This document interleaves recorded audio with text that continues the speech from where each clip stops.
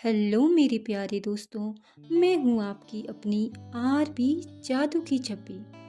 जो कहानी मैं आपके सामने आज सुनाने जा रही हूँ वो है दो दोस्तों की सच्ची कहानी। इस कहानी को सुनने के बाद आप खुद के आंसुओं को रोक नहीं पाओगे और आप मन में सोचोगे दोस्ती हो तो ऐसी हो, वरना दोस्ती ही मत करो। यह कहानी हिमाचल प्रदेश के एक छोटे से गांव की है। सॉरी, मैं आपको गांव का नाम नहीं बता पाऊंगी। ये कहानी है दो दोस्तों की सच्ची कहानी। सबसे पहले जानते हैं इनका नाम। एक का नाम रमेश सिंह था और दूसरे का नाम कुलदीप सिंह था। दोनों की दोस्ती बहुत ज़्यादा गहरी थी। लोग इनकी दोस्ती की कस्में खाया करते थे। कुलदीप सिंह घर में रहकर अपनी माँ के साथ खेती बाड़ी किया करता था, वहीं रमेश सिंह जॉब करता था। रमेश सिंह और कुलदीप सिंह काफ़ी टाइम एक दूसरे के साथ स्पेंड किया करते थे।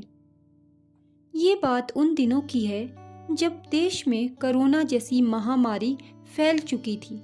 ये बात 2020 की है।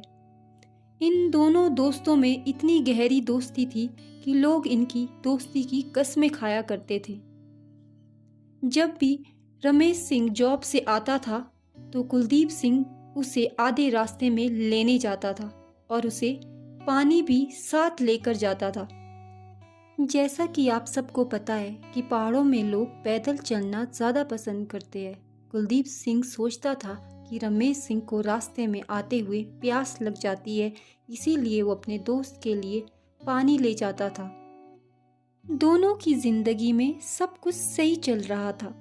अचानक से रमेश सिंह बीमार हो गया और उसे हॉस्पिटल में एडमिट किया गया। जब यह बात कुलदीप सिंह को पता चली तो वह रोते रोते नंगे पांव हॉस्पिटल पहुंच गया। वहां उसने कुलदीप सिंह को देखा तो वह और जोर से रोने लग गया। सबने उसे बहुत समझाया, मगर भगवान ने उन दोनों की किस्मत में कुछ और ही लिखा था। कुलदीप सिंह रोए जा रहा था कि मेरे दोस्त को क्या हुआ है। सब उसे समझा रहे थे कि सब ठीक हो जाएगा। उन दिनों कोरोना बहुत तेजी से फैल रहा था और कुलदीप सिंह भी यही सोच रहा था कि आखिर मेरे दोस्त को हुआ है तो क्या हुआ है। वह भूखा प्यासा हॉस्पिटल के बाहर बैठा था। अचानक से पता चला कि रमेश सिंह को कोरोना ने जकड़ लिया है, जिसकी वजह से उसकी जान चली गई। जब यह बात कुलदीप सिंह को पता चली तो वह फूट फूट कर रोने लग गया। वह बिल्कुल ही पागल हो चुका था। अब रमेश सिंह को जलाने के लिए शमशान घाट ले जाया गया। कुलदीप सिंह यह सब देख रहा था। उसे समझ नहीं आ रहा था, वह सिर्फ रोई जा रहा था। वह जोर जोर से चिल्ला रहा था कि मेरे दोस्त वापस आ जा। वह बिल्कुल ही टूट चुका था, उसे समझ नहीं आ रहा था।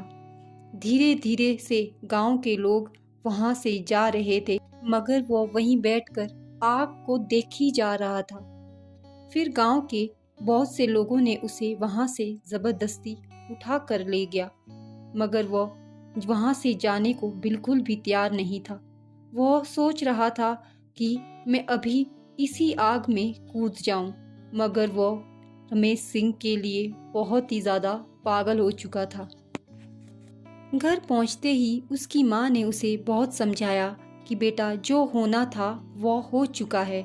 मगर कुलदीप सिंह शांत था, वो किसी से बात नहीं कर रहा था। उसने उस रात खाना भी नहीं खाया और वो सोने चला गया। जब सुबह हुई तो उसकी माँ ने देखा वह उठा नहीं है, तो उसकी माँ ने सोचा अभी सोने देती हूँ, मगर टाइम बहुत हो चुका था। वह नहीं उठा तो उसकी माँ घबरा गई। उसने दरवाज़ा खटखटाया मगर उसने नहीं खोला। उसकी माँ बहुत परेशान हो गई और ज़ोर ज़ोर से चीखने लगी। पूरा गांव इकट्ठा हो गया। तो जब दरवाज़ा टूटा तो अंदर का नज़ारा देखने वाला था। कुलदीप सिंह फांसी के फंदे पे झूम रहा था। गांव वालों ने उसे नीचे उतारा और उसे भी शमशान घाट पर ले जाके उसी जगह जला दिया गया। अब आप सोच रहे होंगे कि कुलदीप सिंह ने फांसी क्यों लगाई। अब मैं आपको बताती हूँ। वो अक्सर अपनी माँ से पूछा करता था कि माँ, मेरे पिताजी कहाँ हैं?